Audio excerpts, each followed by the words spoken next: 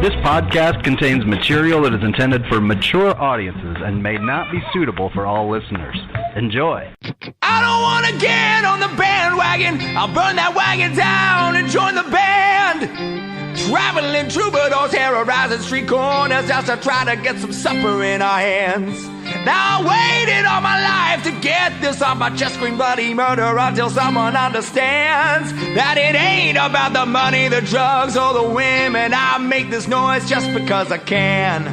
And we'll all join in to that original sin. So let's get rowdy and reckless. Let's get rowdy and reckless. Let's get rowdy and reckless. Just for the hell of it. Just for the hell of it. Hello and welcome back to yet another edition of Old Man Strength, a podcast of the Tailgate Society and brought to you by Revelton Distillery. Please go ahead and check out all of their fine products. I'm guessing Chris might even be enjoying some, if not now, soon. I am Tim Johnson, joined as always by Chris Shipley. Chris, how are we doing this evening? Well, you are spot on. I am enjoying a cocktail from Revelton. I'm hoping that it kills whatever germs that I may have floating around that's causing my voice to sound like a sex worker on a phone.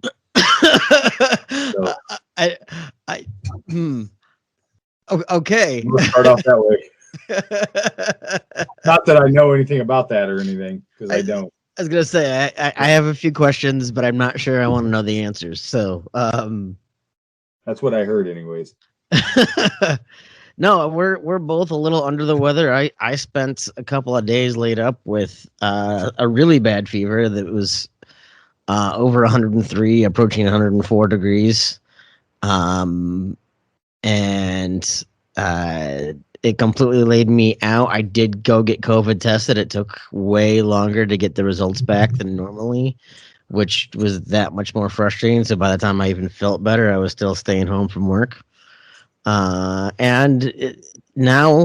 whatever I do have seems to be mildly lingering, so that late in the evening, I do get a mild fever and start to get achy and tired. So, I'm glad we're both doing really well and staying healthy.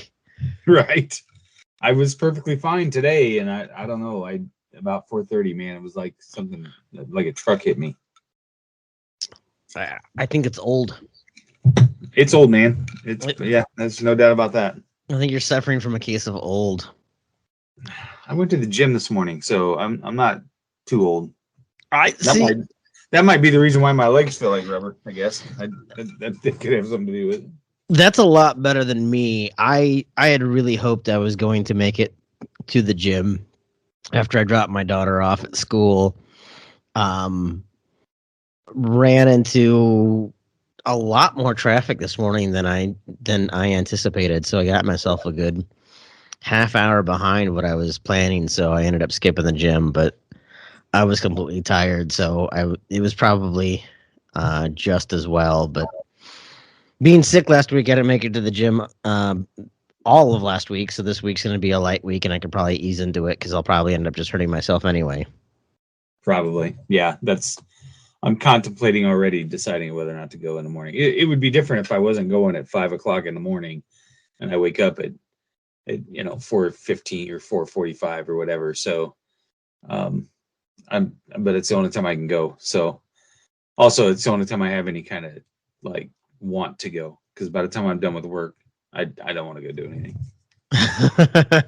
I don't want to do anything at 5 a.m. So I applaud you for that.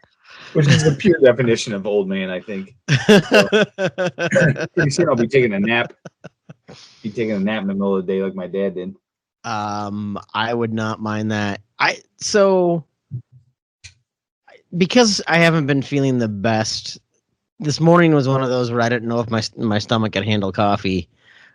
So I decided to forego coffee this morning.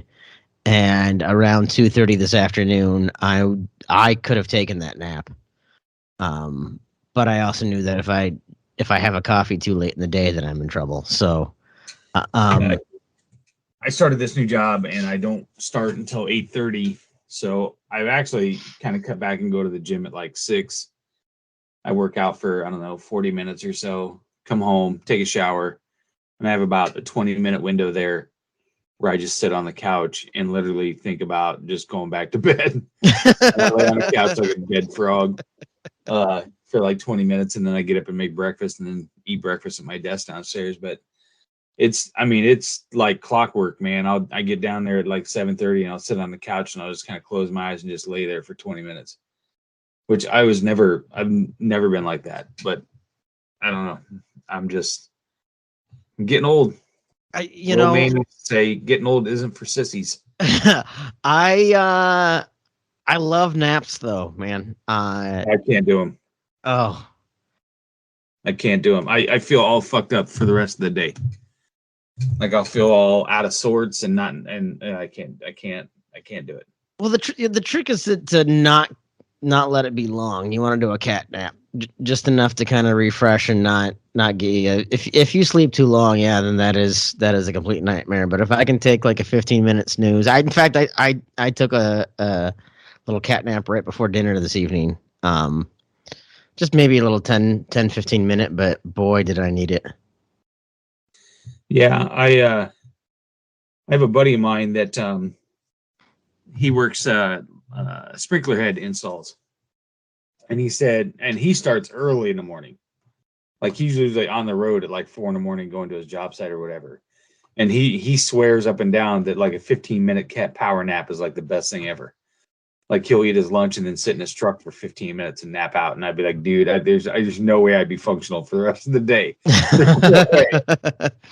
You know, there are those people that do that polyphasic sleep where they don't sleep, 6 hours in a row, but they'll sleep in 15-minute increments throughout the day and throughout the evening. And supposedly they're more productive, but I don't know, man. At the store, we had our store was set up with my dad that we had a showroom out front, and then like a little checkout area where we would ring people up, and then his office there, and then in the back was a big warehouse where we had a repair desk and stuff like that. But then we had big pallet shelves that we had stuff stored on or whatever, and he had one of those pallet shelves decked out with a little place to nap. He had bought a mattress and put that on the and a blanket, and he had a little alarm clock and whatever. And every day, man, he'd go back there and take like a 2-hour nap in the afternoon. Surprisingly, it was always the most productive I ever was when he was napping, because he wasn't there fucking asking me all the time. But it was like clockwork, man. He would go back and take a nap, which I don't know how he could do it, because he'd drink coffee all fucking day long. That's funny. When I worked a desk job, I would drink coffee all day long during the week. I would have a coffee in the car on the way to work. I would have a coffee with my first morning meeting. And then, I'd continue, and I'd be drinking coffee up until like 4:00 in the afternoon. And that was Monday through Friday. Then on Saturday, I would have 1.5 cups of coffee on a Saturday, and I would be way too jittery and way too wired and way out of control. But it was the only thing that got me through my work day, was just slamming coffee after coffee. So that's how I was too for a long time, especially when I was working in the office. Same deal. We'd have a morning meeting, and then we'd have coffee, and then as soon as the meeting was over, me and my boss would walk to the break room and get more coffee, and then pretty soon, an hour or two later, I'd pop my head in her office and go, "I'm gonna go get coffee. You want to go to the break room and get some coffee?" Because at that point, it was just monotony, breaking up the day and being able to walk to the break room. Oh yeah, absolutely. When I was at the headquarters of Best Buy, then they actually had a Caribou coffee on site, and then that was so successful they built a second Caribou coffee in the headquarters. And so a lot of people, it would be, "Hey, I got something I want to walk and talk about. Let's go grab a coffee." And so then, you'd take the elevator down 6 flights of stairs, you'd go walk 100 yards to the coffee, and you'd sit and you'd go back, and you'd end up killing damn near half your afternoon just on a coffee. That's what's so sad about what's going on. I mean, with COVID, obviously one of the small things, but it's just that office interaction that people had. I like working from home. I get a lot done, but I do miss sitting with coworkers and just being able to banter back and forth or have a conversation about something to break the day up. I really, really missed that. So, at the end, when I was still at my old company, at that point, I asked to just go in the office, even though there was hardly anybody in there. It just gave me a sense of at least being able to get out of the house and go do something. Yeah. That 20-minute drive downtown to have some coffee and felt like I was going somewhere and sitting at my desk. And, it was lunchtime. So I'd go grab my lunch and I'd eat in the lunchroom, and then I'd maybe go for a walk around the Skywalk or something. I mean, something to break it up instead of sitting in my house all day long.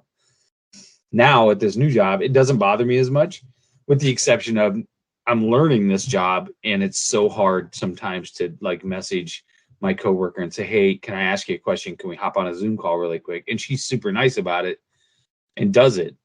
But, it's so much easier to just turn around and go, hey, I don't understand this. This gave me an error. What did I do wrong here? And she could tell me really quick.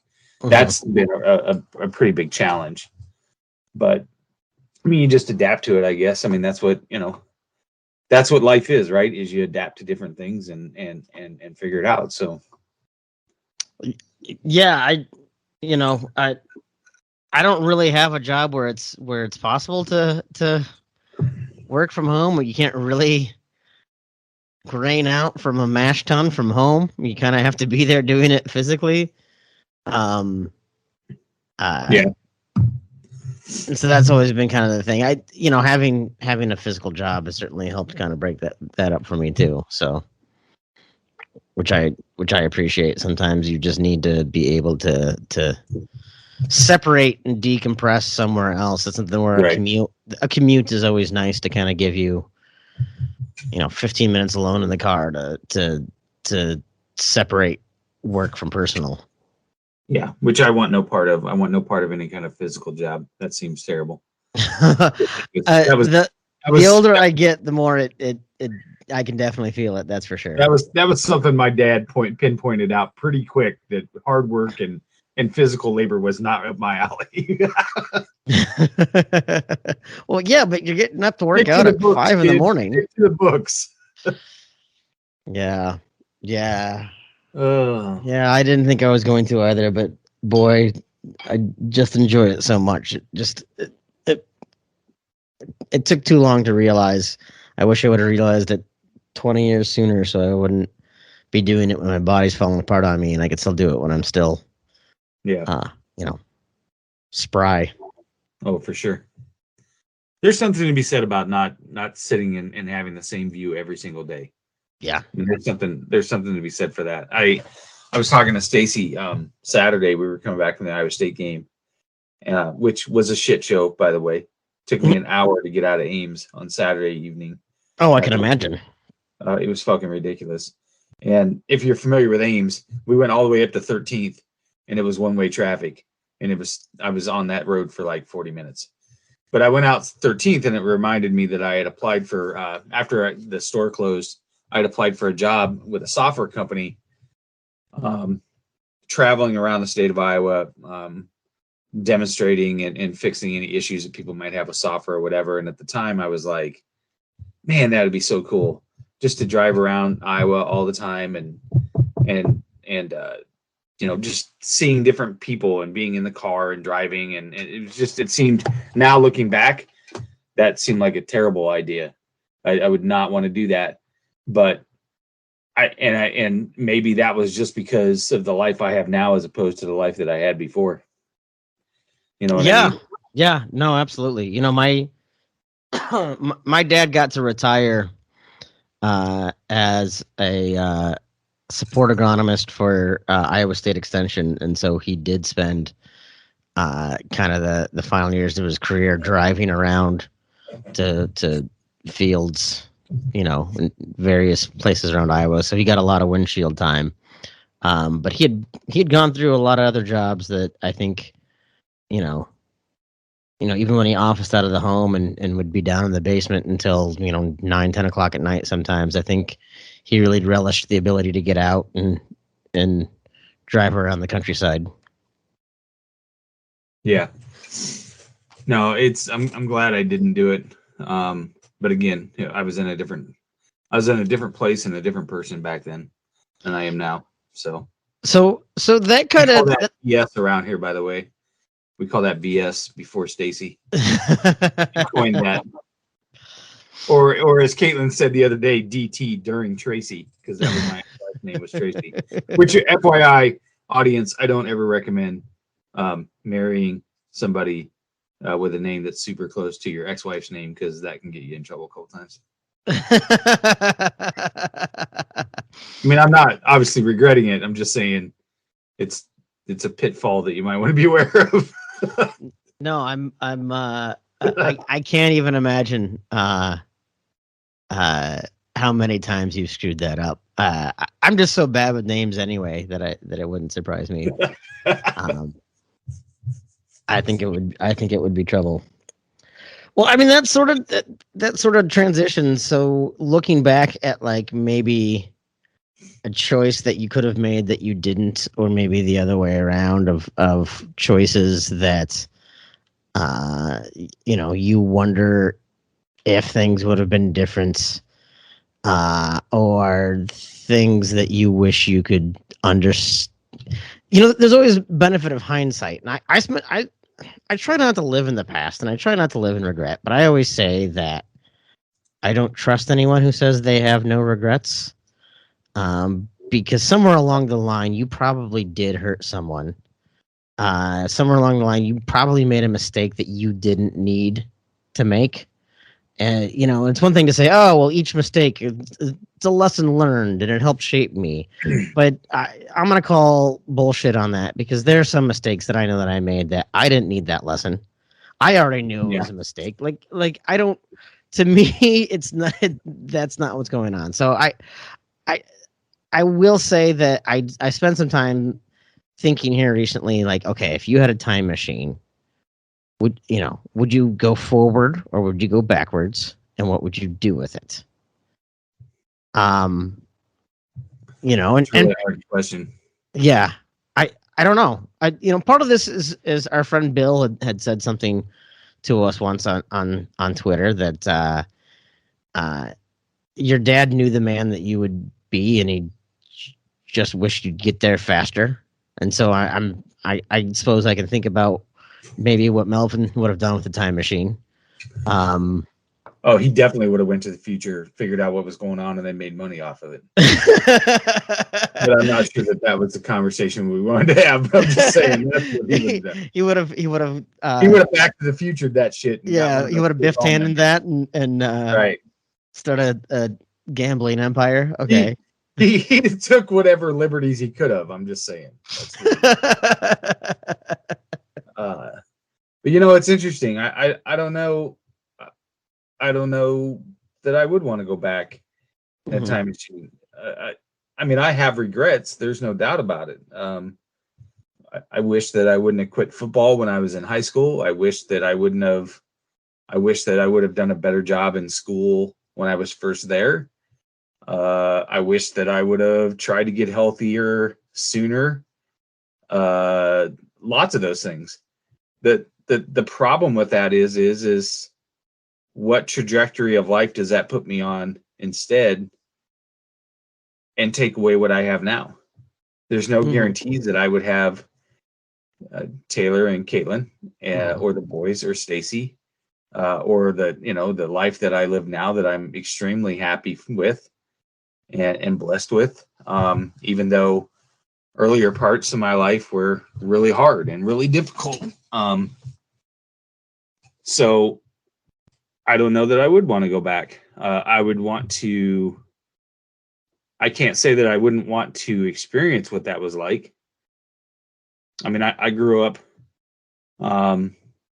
pretty heavy my entire childhood and college years. I always said back then that there was a person that I know who I am deep down inside. I just can't find him because there's too much of a physical body there.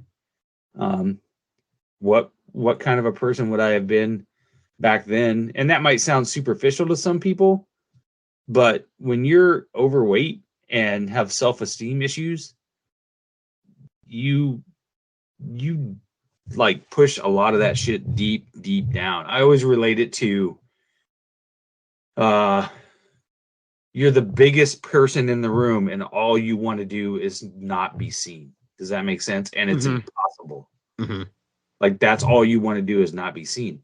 So when I say things like I wish that I could have experienced that, I do, because I imagine what my life would be if I had the confidence that I had deep down. I just didn't have the body because I was self-conscious about that. Yeah, I mean, I don't think that's superficial at all. I think a lot of as much as I want, as much as I want my daughter to grow up with a positive body image and I want her to feel confident, I also know that the world is judging. Whether or not you are judging yourself, the world is judging. So it does impact opportunities that you have. It does impact relationships that you build. It does impact, because a lot of this is subconscious psychological stuff. Study after study shows that taller, more attractive people get jobs unless that job is model or reaching things off the top shelf, being taller or more attractive has no bearing on your performance, right? Right. But those things do, and so it becomes this trick of having the right mindset, having the right body image, while understanding, being honest with how you're being viewed in the world, so that you can game the system, right? I know people to this day, they're constantly making fun of the fact that I'm not tall, and they're constantly, thinking differently of me, and it's a really minor cross to bear. So I don't mind it at all. But knowing that that's in the way, okay, that's where I developed, a sense of humor, or tried to be smarter than the other person, or things like that. So I totally get that.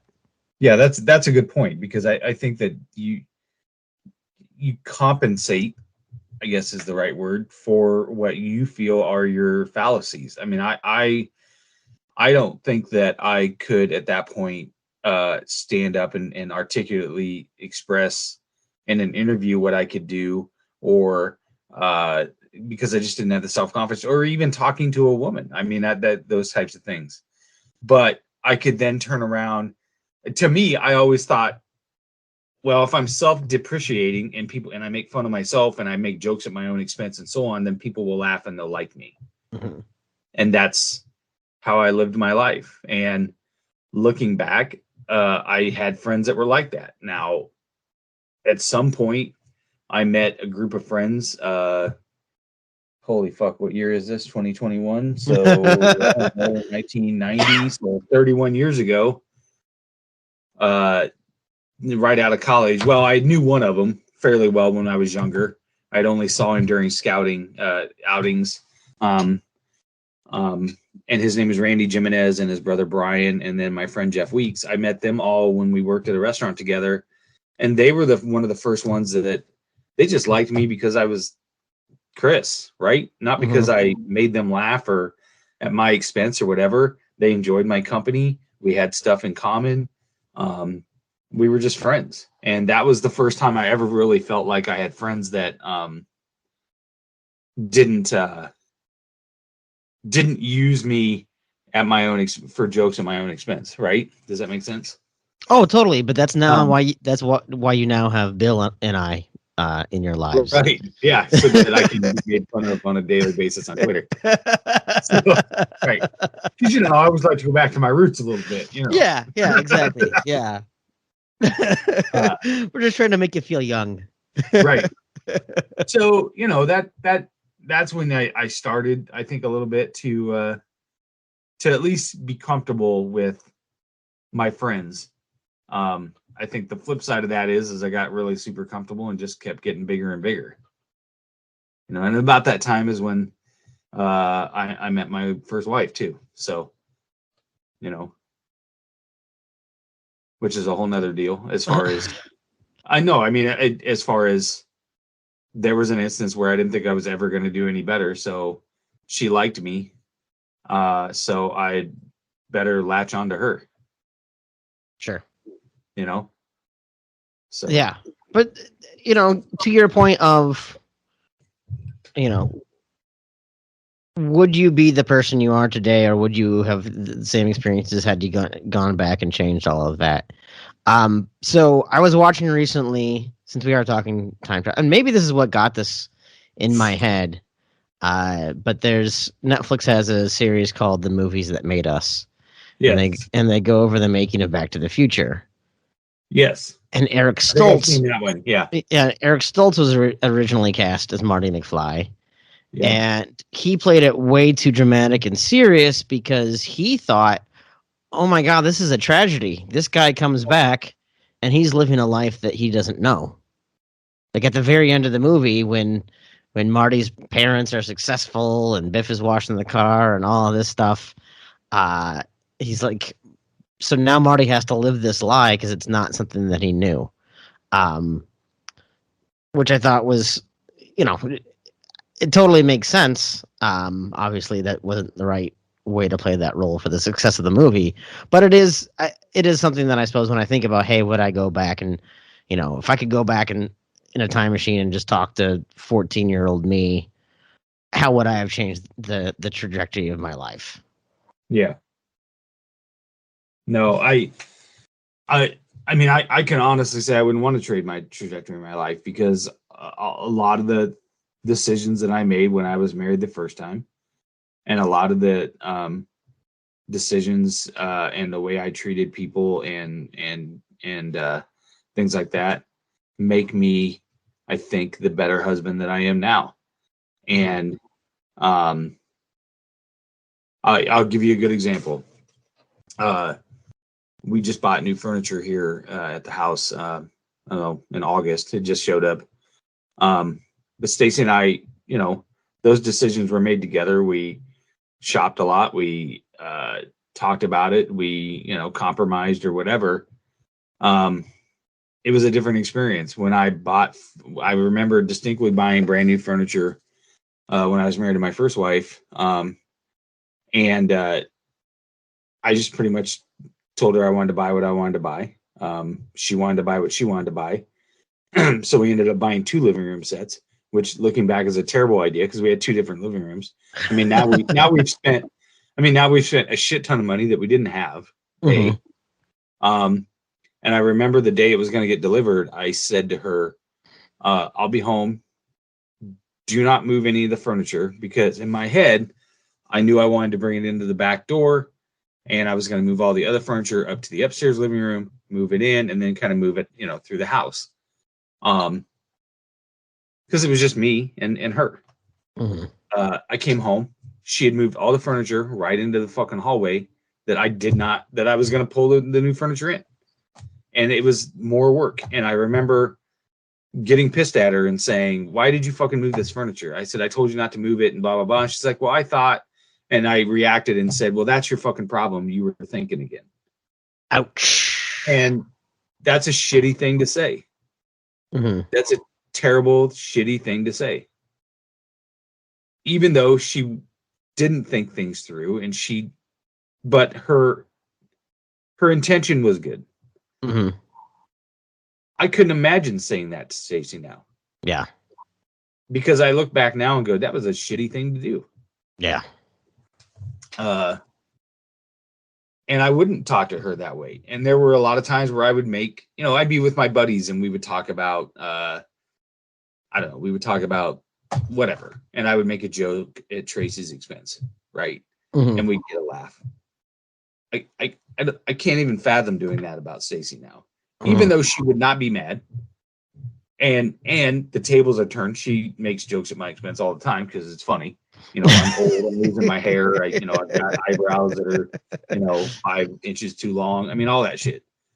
And I will kindly remind her, do you ever notice I don't do that to you?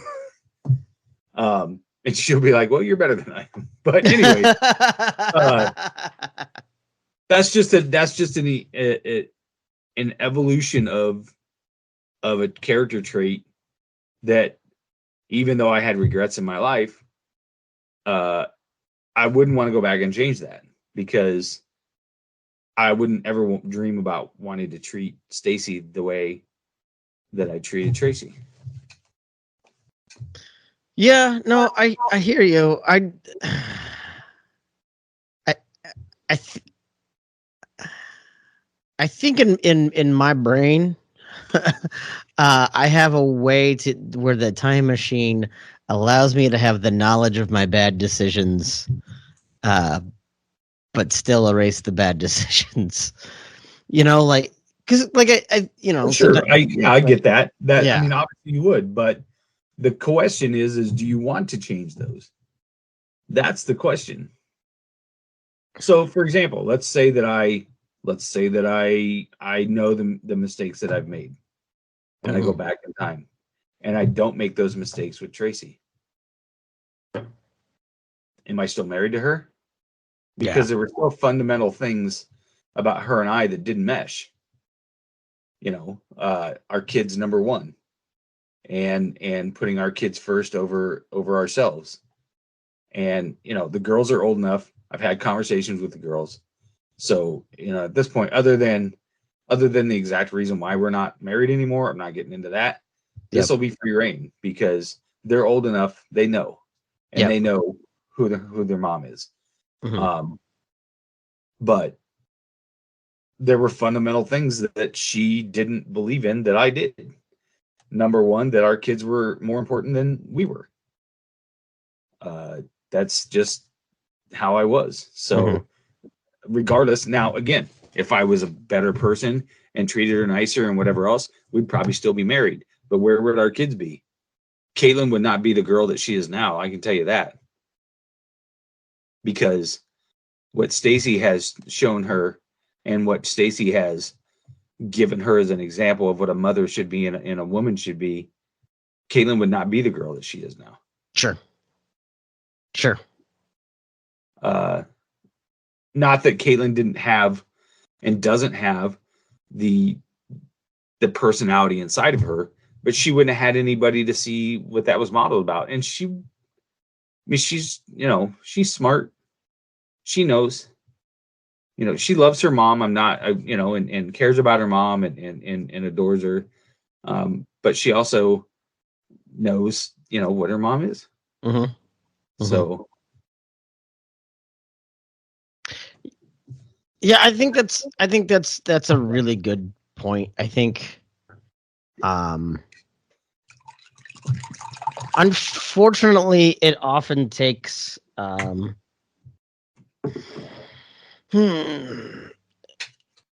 it takes some shit to happen for you to appreciate what's good. Um so one big thing for me when I'm doing this whole kind of daydreaming fantasizing thing is realizing that I wanted to be a brewer earlier in my career. I really wish that I would have come to this when I was, um, you know, in my 20s, particularly so my body and health could handle it, but also just so I wouldn't have spent so many years of my life in corporate America chasing I don't even know what, not enjoying it at all.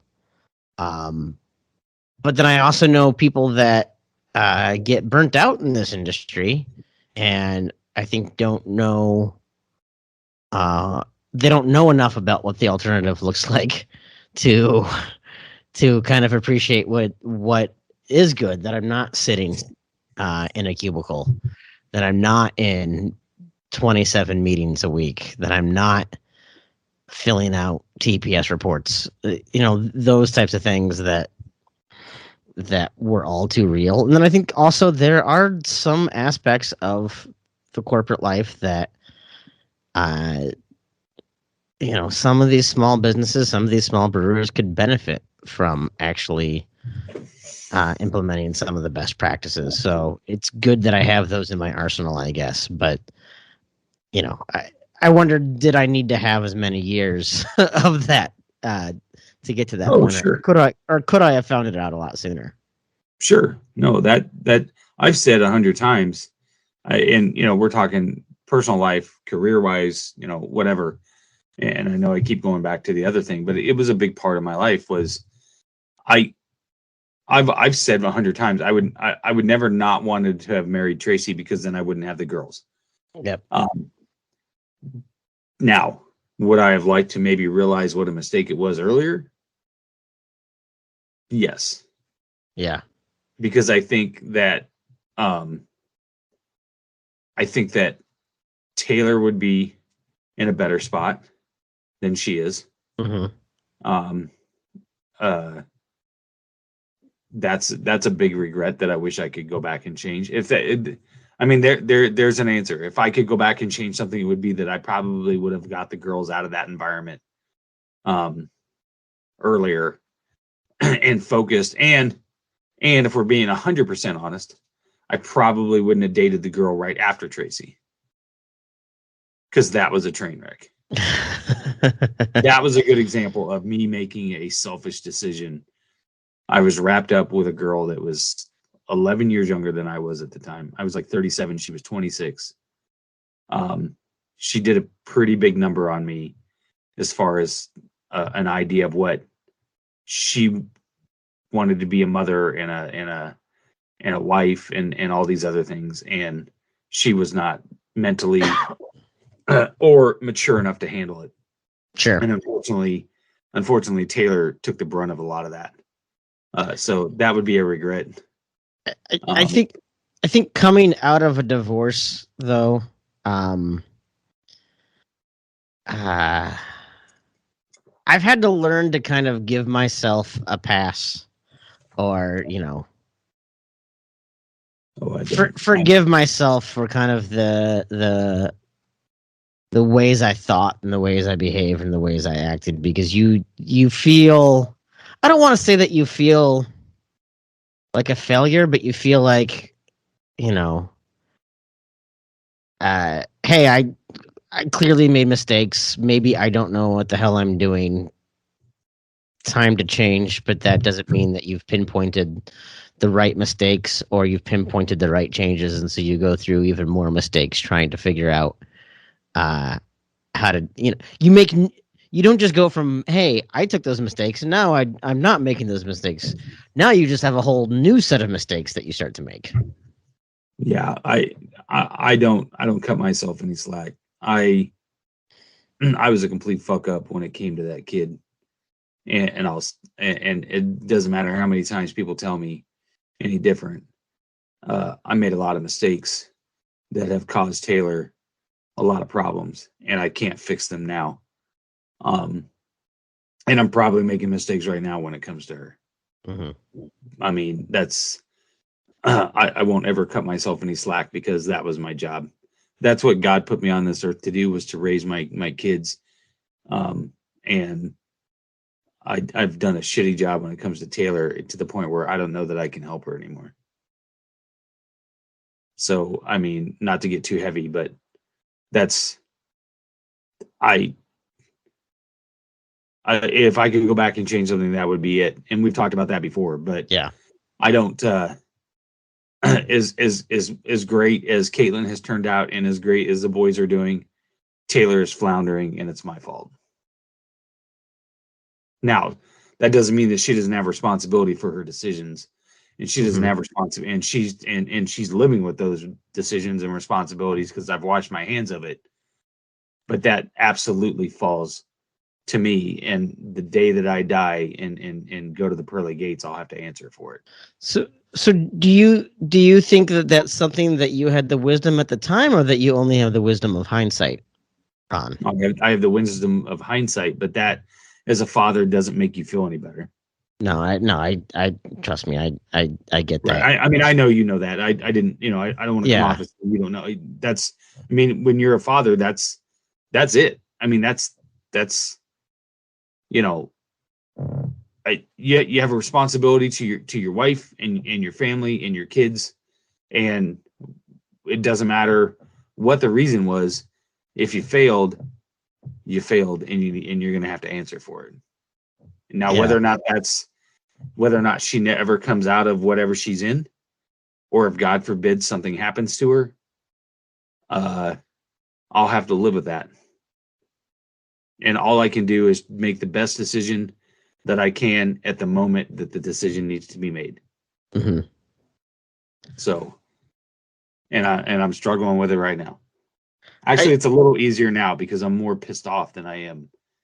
I'm more pissed off at her now than I am, like, sad. I think I think for me, the things where I have a hard time forgiving myself for choices that I've made, things that I've done, mistakes that I've made, where I have a hard time forgiving myself on those. Those are the things that absolutely are, even when they're not on my mind, they're still in the back of my head. So even if the stress of the day or the problem du jour is what's keeping me up at night, what's already made it difficult for me to sleep and not ever get super comfortable anyway is that I'm already kind of carrying around a little bit of that baggage with me at all times. Yeah, it doesn't ever go away. I mean, I know for a fact that when my dad passed away, there was a lot of shit that I can tell you, I remember the night that he passed away. We were all in the room together. He had a stroke that day. My mom was gone. My mom was, sorry. My mom was, away for the weekend. Mm-hmm. I went and saw him on Friday and mowed their lawn. And I came in and he was sitting on the chair smoking. And I remember saying, "Does Mom know you're smoking in here?" And he goes, "I can do whatever the fuck I want." And I was like, "Okay." Yeah, 'cause Mom's not here, and that was the last conversation I had with him. She came home the next day and found him passed out in the hallway. He had a stroke, which is the reason why I have my phone with me all the time now, because I was on a golf course when she found him and I left my phone in the car, and it was 10 days before Stacy and I was going to get married, and we were playing golf with some friends, and her and her friend were going to go do some shopping for the wedding, and her husband and I were going to finish playing golf. And I remember Stacy in a golf court driving back to the hole that we were on with my phone. I had 17 missed phone calls from my mom. So I went to the hospital. He was in the bed. Sorry, this is probably not a fun conversation. Anyways, my sisters were there. My uncle was there. And I remember when he passed away, the very first thing my mom said was, "He gets to see my baby before I do," which was my brother who died. Mm-hmm. And he had died because he had put a bag over his head when he was 3. My mom was pregnant with me. And it dawned on me that I was 40 years old. That was 40 years ago. And that was the first thing that she blurted out, because she had been carrying that guilt around still for 40 years. Wow. So when I say that you don't ever let it go, I mean, there's a good example.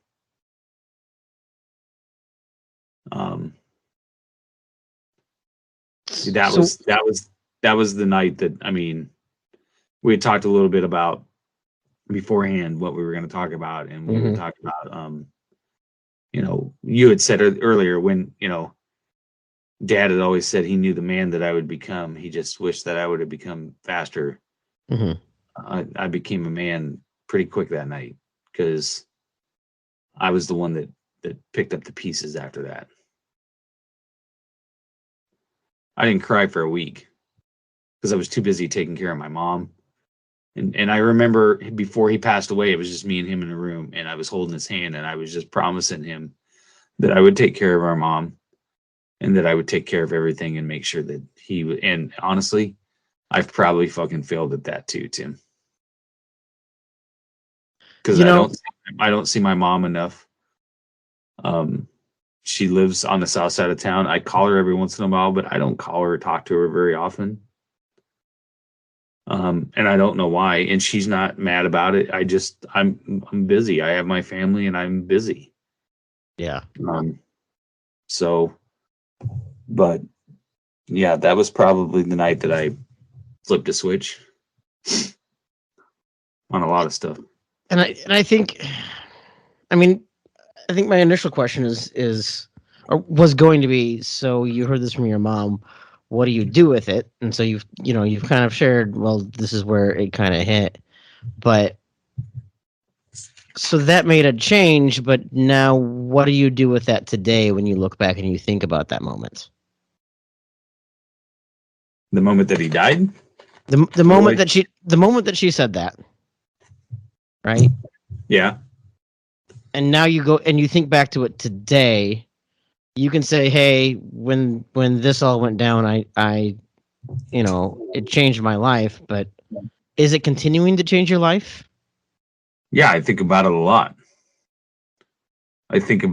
lot. Because anytime that I feel like I've made a mistake with the kids, I instantly pile it all on me. And it's helped a little bit because Stacy has really helped like pull me away from that. Mm-hmm. And we have, again, it helps having a spouse that is your equal and you're not dragging along all day long. Mm-hmm. I don't have to do all the heavy lifting all the time because she's just as capable to take my burdens for a couple of days or vice versa. But yeah, it's I still think about it a lot, and I still try to make the right decisions and do the best I can. But Taylor's a good example. We talked about a year ago, I moved her into that house and that counseling house and whatever. And I haven't really said anything to anybody other than outside the family she up and moved in April and moved out of that place and moved to Mississippi with her girlfriend. Mm-hmm. And is calling herself Taylor now. And she currently, I don't know, is just floundering. And I've given her a good letting alone. I told her that she was on her own. At this point, I was done bailing her ass out. That if it didn't work there, she better find a fucking way to get home if she can get home. And she can call her mother because God knows her mother hasn't done fucking shit. Mm-hmm. And she called me a selfish prick the other day. A narcissist prick because I wouldn't. She's getting kicked out of her house by her landlord because they're not keeping the house clean, which is something she wouldn't do even here, Mm-hmm. keep her house clean. So I know that it's a problem. And she's giving me lame ass excuses as to why she can't do this and can't do that. And I told her, I said, well, when I had those problems when I was younger and I had a family, because she's, this girlfriend that she has 2 boys, I picked up the phone, called my dad, and my dad would come over and help me. You want to know why that doesn't work for you? Because you moved 5 fucking states away. Mm-hmm. So you made that choice. You're on your own. And at that point, she called me a narcissistic prick. And I said, how dare you? I said, at every turn, I have done everything I can for you. And your mother hasn't done one fucking thing. And the one time I decide to stick to my guns and try to teach you a lesson, you resort to calling me a bunch of names. Now, I realize that's her choice, and I realize that that's all on her. But as a dad, I still can't help but react that maybe I failed. Yeah, I can't even begin to imagine what that feels like. What you're carrying around with all of that. I can't imagine. When I have struggles as a parent or a partner or whatever, I'm lucky enough to have my folks that I can talk to about things like that. There's certainly plenty of things that we don't talk about. Certainly plenty of things left unsaid. Do you find yourself in some of those situations wondering how Melvin would handle it? Uh,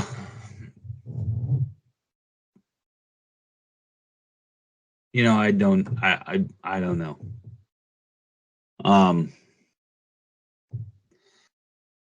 My dad always, no matter how mad he was at me, always, without fail, Tim, at the end of the night or the next day, would always give me a hug and tell me he loved me. And then help me figure out a way to fix it. I haven't done that. I've told her I loved her, and I've told her that I'm praying for her and praying that things work out for her, but I have not helped her at this point. And I don't know if Melvin would or not, because none of his kids ever acted that way. Sure. Well, let's back up. And she's a sweetheart, and she's the best thing that's happened to my mother ever is my oldest sister. I mean, my oldest sister lives with my mom, takes care of everything. I couldn't ask for a better sister to take care of my mom. But when she was younger, she was kind of hard to handle. And so and I was way young, so I don't know. But I would think that my dad probably treated her a lot like Taylor, in that you're on your fucking own if you're going to make these decisions. I mean, I remember one time she got put into Mitchellville and for running away, and the guy came out and said, well, she said that she'd come home with you as long as you didn't punish her. And Dad said, well, you better just keep her fucking locked up in there, because as soon as we get home, I'm beating her ass. I mean, that was, and she went home. So, so yeah, maybe he would have given her but that's the problem. I don't know, because he's not here and I can't ask him. And it's been 10 years since I've got to talk to him. I'd like to think that I'm a lot like him. And he had a lot of faults. There's no doubt in my mind. I mean, he would tell you that. I mean, his famous saying was, do as I say, not as I do. That was, I mean, yeah. That was always my out was, well, you did this and you did that. And then his response was, well, you should do as I say and not as I do. So as sad as it is, I don't know, because he's been gone for 10 years and I don't know. I don't know I don't know what he would do. He would probably tell me I'm doing the right thing, just like everybody else does. But it's super easy to do that when it's not your kid. Yeah. No, I get that.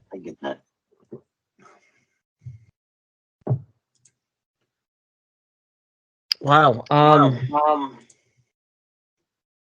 I'm getting an echo, by the way, Chris. Let me turn this down. I'm a little closer to the mic now. Okay. How's that? Is that better? Yeah, I think that's better. Okay, perfect. I was leaning in. I'm 2 whiskeys in at this point. Who knows where this fucking going to go? Well, also, my voice is sounding sexier and sexier as we go on. I was gonna comment that it's gotten now that your voice has gotten a little more whiskey soaked. Also, this Revelton, I look damn skinny on this camera. I look kind of sexy. I'm gonna have a moment with myself here in about 5 minutes.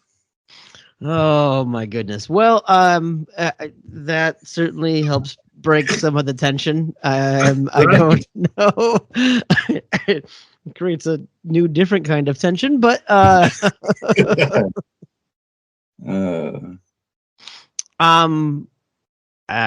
man, this has certainly gotten probably a lot deeper than I had anticipated. But that's good. I don't think there's anything wrong with that. I mean, I don't. No, Stacey and I've had this conversation before. She's a very private person. I'm not. I mean, I'm an open book, and I think she sometimes struggles a little bit with how open I am, especially online, on social media and whatever. But her eyes have opened up a little bit by a few people that we've met that have met me just based off of Twitter and whatever, and have come up and said nice things about me that, and I'm not saying that to I'm not bragging. That's not what I mean. I'm just saying that's why I do this, because I do try to be open, because there might be people that get something out of it. Yeah, no, I mean, I think one thing that I've learned through all of this is just again a reminder of you never know what someone else is going through, but also Right. I think just understanding that by being more open and honest, just in general, it makes people more comfortable. I mean, I certainly try to be open and honest with my depression and anxiety and those struggles, because when you're suffering from major depression, like I have in the past, I continue to be challenged with, it zaps your energy or your will to do anything to solve that, because it feels hopeless, and so you don't do anything. And I think being able to be open and honest, hopefully more people can be open and honest, and it can be destigmatized, that people feel more comfortable talking. And and tonight, we like to say all the time on here that we're a couple old guys who have all the answers, and so that's why we do this, is kind of sharing that wisdom. But I think tonight, was a good acknowledgement that sometimes we don't have the answers, and there's I don't want to say there's a power, but I think there's maybe a lesson in all of that too, is that as much as you can try to be in control of everything, sometimes you're not. Yeah. Well, and that's where, and in different degrees of people's faith and things like that, that's where I rely a lot on faith. Now, there's a difference in my mind between religion and faith. Mm-hmm. Organized religion. Again, my dad had an 8th grade education, but sometimes he had some amazing insight. There's more violence in the world perpetuated in the name of religion in this world than anything else. Mm-hmm. Now, faith is something different. I'm a practicing Catholic, but I don't believe everything that the Catholic Church tells me I should believe. Mm-hmm. Because I don't believe Jesus is a hypocrite, number one. I mean, if we want to get real down to it, right. I mean, I don't believe that if a gay man dedicates his entire life to serving children in Africa who are poor and giving them free medical and taking care of them for the entire life, and then when he dies, he goes to the pearly gates, I don't believe Jesus is going to go, sorry, we're not letting you in here. Mm-hmm. So I'm not buying that kind of stuff. Mm-hmm. That being said, I rely a lot on my faith when it comes to that kind of stuff. And it's pretty empowering. I can sit back sometimes and go, this is too much for me. So, and that's what I've done a lot with Taylor lately. This is too much for me. I can't fix it. So all I can do is pray that God's going to guide her and take care of her. And there's some comfort in that if you really believe it. And it was the same thing when dad passed away. I remember everybody, and I'm not criticizing at all, but I remember all my sisters and everybody crying when my dad died. And I remember almost having a sense of relief because I knew what kind of pain he was in. Mm-hmm. And I knew instantly he felt better.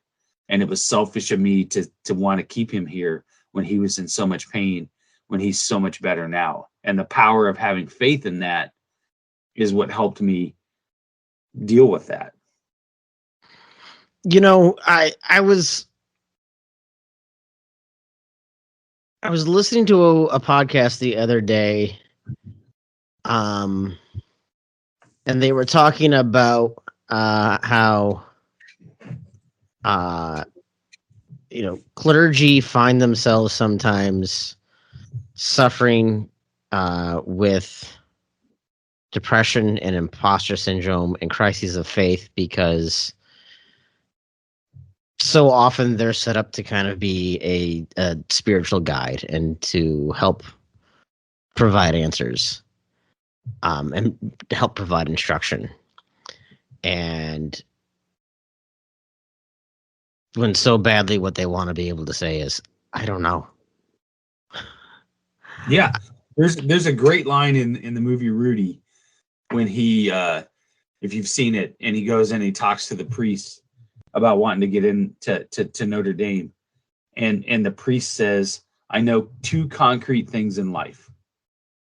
There's a God, and I'm not him. Right? Like Yeah. he didn't have all the answers.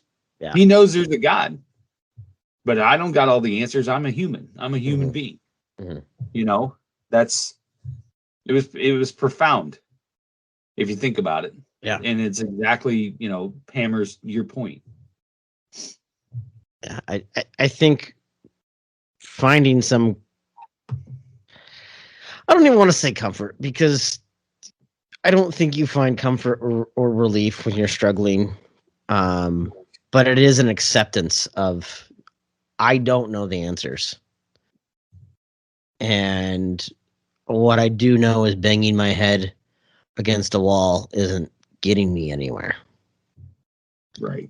And sometimes the quickest way to manage the pain is to quit banging your head. Amen to that. So That's exactly right. right. It doesn't solve the problem, but it at least prevents making things worse. Yes. Yeah. It's the whole joke of, doctor, my arm hurts when I do this. Well, then quit doing that.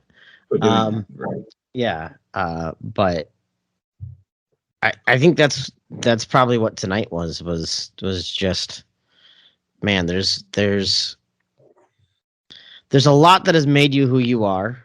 Hold on. I gotta pop up some more Rebel content.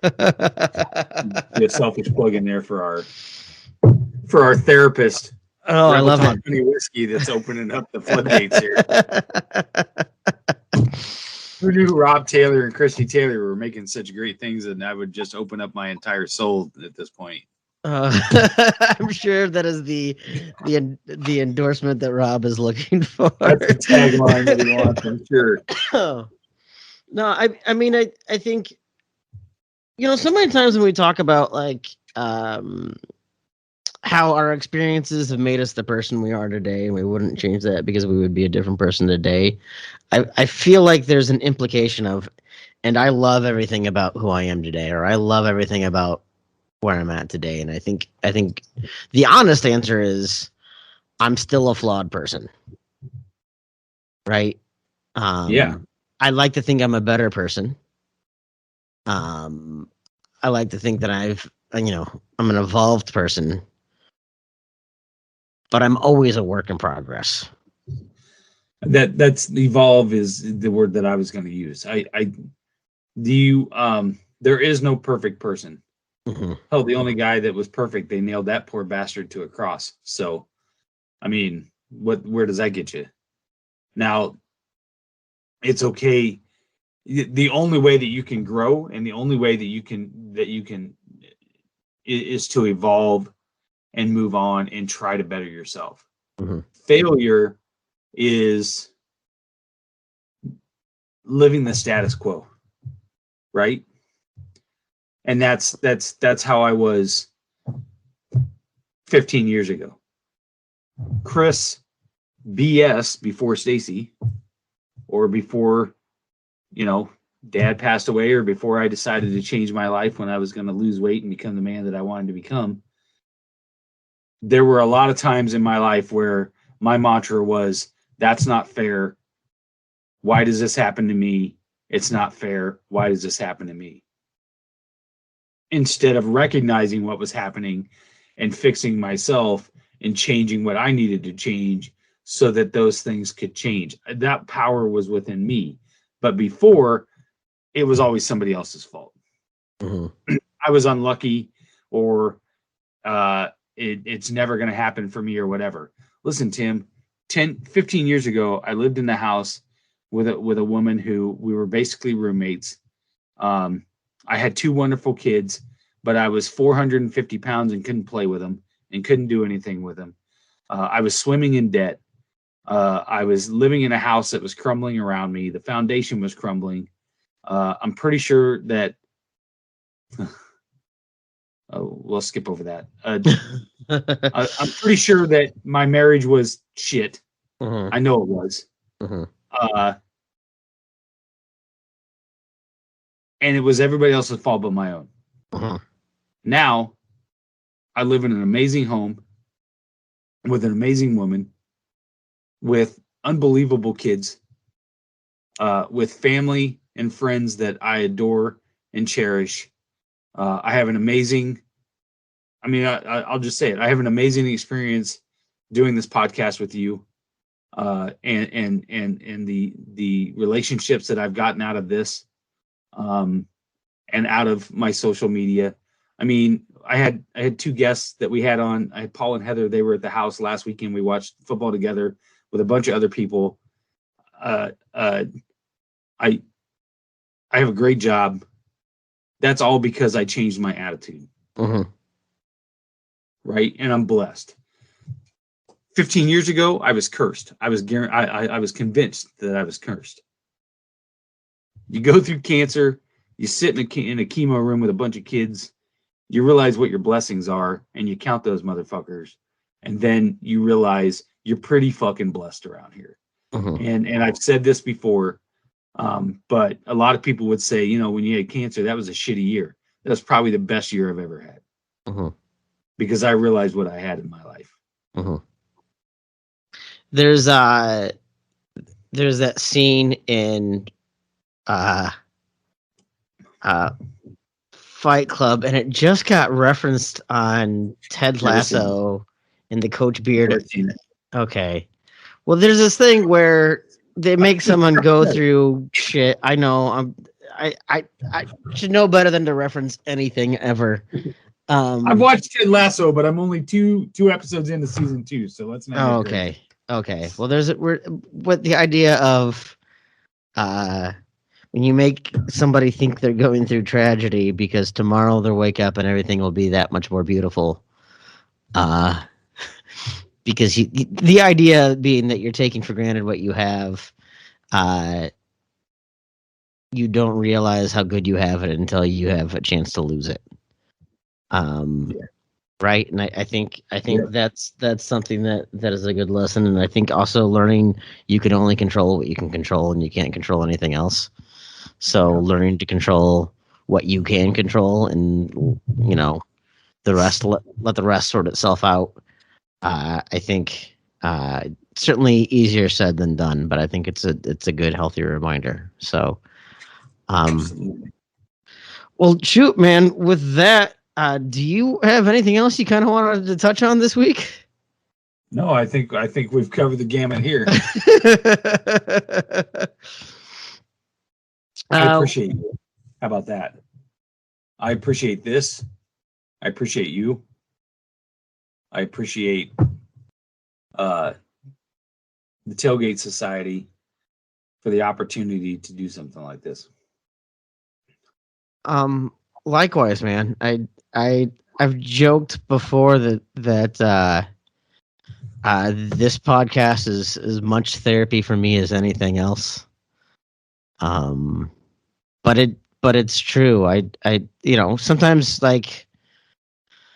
maybe I'm having a crummy day and I'm tired and I look ahead and I go, oh, I still have to record a podcast and I don't know if I have the energy for it. And then after every single podcast, I feel way better and I feel refreshed and I feel like I've got a new outlook. So, all I can say is ditto, man. Thank you so much. We'll keep recording those. How does that sound? Yeah, we'll just keep doing episodes. Yeah. Let's do a whole episode where we make fun of Aaron. Let's do that. Oh, I'm down with that. Yeah, we can do that. I like that. For those of you who don't know, find out real quick if he's listening. Yeah, absolutely. Now, if I don't get a reaction in the next couple of days, I'll know that he doesn't listen. Fucker. I don't even think he listens to Bitter Units. I don't even think he listens while he's talking. I had so much fun with him in Vegas. He was a blast. I had so much fun with him in Vegas. Yeah, no. Well, That was a good time. well, we thank everyone for listening. Please go ahead and take a look at some of our old episodes. I would love it if I saw some of our old episodes kind of pop up in numbers here again. If people that are maybe just now joining us and they took a chance to go in and look at some of our deep cuts. But please, if you can do us a favor and go download, like, rate, subscribe, all of that, get some more eyes on us, gives us an opportunity to have, exciting guests. I love when Chris and I talk, but I also have loved some of the amazing guests that Chris has booked for us to talk and learn lessons from as well. So we want to continue doing this. So please go ahead and do that. Please go ahead and check out the Tailgate Society. We're continuing to put out a lot of great contents, continuing to add some new talent to that website. There's some new article that they got, the weekly article of the remake or revere for films that were number one 20 years ago today. That's kind of a nice feature that we got going on there. Yeah, that's so awesome. I got to write one for Ocean's 11 on December 4th. It's probably the only movie that I've seen from that year. And so that's that's an Aaron idea, but that's inspired by another podcast on the Tailgate Society Network called Culture Check. Yeah. When he went on as a guest to recast a couple of movies with current cast, Trading Places, and I don't remember what else, but definitely this is From Hell, which I don't even know what this movie is. Yeah, Johnny Depp, Heather Graham. Oh, Heather Graham is a sex worker. I should watch this movie. You actually should watch that one. I'll be honest. In 2001, I was not watching a ton of movies, so I have not seen a ton of them on the list. How old were you when you were in 2001? And I was 22. Okay, so I was. Oh, hold on now. I want to ask you a question. Why is it that I'm getting crucified for not knowing music from 1991 when I was 21 years old? Yeah. But yet you're 22 at that time and you don't know any of those movies. Because I know of the movies and because music is ubiquitous. I don't know what that means. I'm not I don't sitting know at what ubiquitous means. What does that mean? It means that it's everywhere, right? Anywhere from the dentist's office to the bar to your car, you're hearing music. They're not showing current feature films at all of these places. Okay. I think you have to concede that that's slightly different. It is. It's different. All right. God damn it. I thought maybe I got you on one. Because I can't go anywhere without hearing a song. Yeah, no. So anyway, we do have a lot of super talented folks over at the Tailgate Society, so please go ahead and check them out. Chris, you wanna plug Rob and Revelton? I do. They are down in Osceola, 1400 West Clay Street in Osceola. They do have some upcoming events coming up in the next few weeks. They have a Revelton's Holiday High Tea at the end of November, which is the 27th. And, if this comes out, what is today, the 26th? They do have a Tricks and Treats party this Saturday, the 30th down there. Live music, costumes encouraged. So go check them out. Go hit Hy-Vee Fairway. I picked up a bottle of the honey whiskey today at Hy-Vee. So I could, have some therapy here tonight, and I ran out. So, but check them out. They are good peeps. That was hip, right? Peeps. That was hip. We'll just leave that one where it was. But please go ahead and check them out. Yeah, absolutely. Holidays coming up. You're gonna need something to drink to handle your family. Check them out. They make a great Irish cream whiskey that I think would be perfect this time of year. They have a little video running out there today of some blackberry bramble drink that Christy made. That looks pretty freaking. It looks a little girly, but I mean, I might drink it. I'm not gonna turn it away, especially like I said, if I'm sitting around a Thanksgiving table with people that I may not want to be there with. Well, the Bears play that day, I'll be doing a lot of drinking. The number of things going on in the Bears organization, you might be doing a lot of drinking. That's a whole nother fucking podcast. Yeah, absolutely. Please go and check them out. Go and check us out at strength_old. You can find Chris at SciDad. You can find me at Tim Johnson MN. And find us out at T-Gate Society on Twitter or thetailgatesociety.com. And with that, we will see you guys next time. I don't want to get on the bandwagon. I'll burn that wagon down and join the band. Traveling troubadours, terrorizing street corners just to try to get some supper in our hands.